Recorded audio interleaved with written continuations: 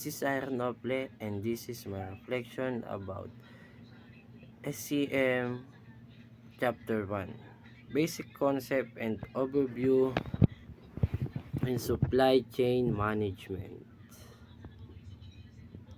Ang supply chain management po ay isang mahalagang sistema na may layunin na tiyakin ang tuloy-tuloy na paggalaw ng mga produkto at serbisyo mula sa mga supplier patungo sa mga customer.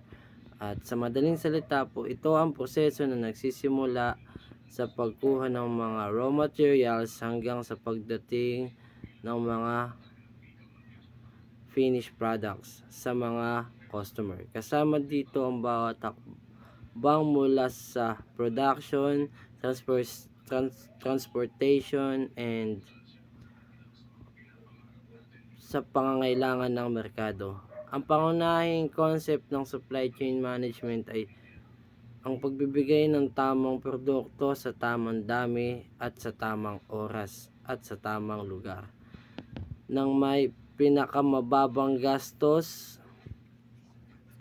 Isa itong balanse sa pagitan ng pagiging efficient, pagiging responsive sa mga pagbabago sa demand.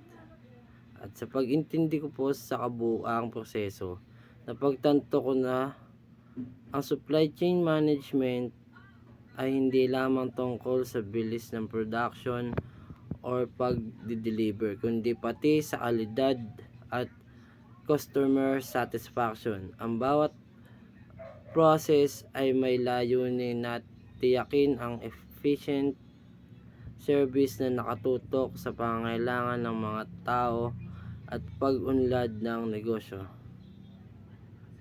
At natutunan ko din po na ang supply chain management ay isang pundasyon o importanteng bahagi sa anumang negosyo na nakatuon sa kasiguraduhan ng quality at tuloy-tuloy na serbisyo.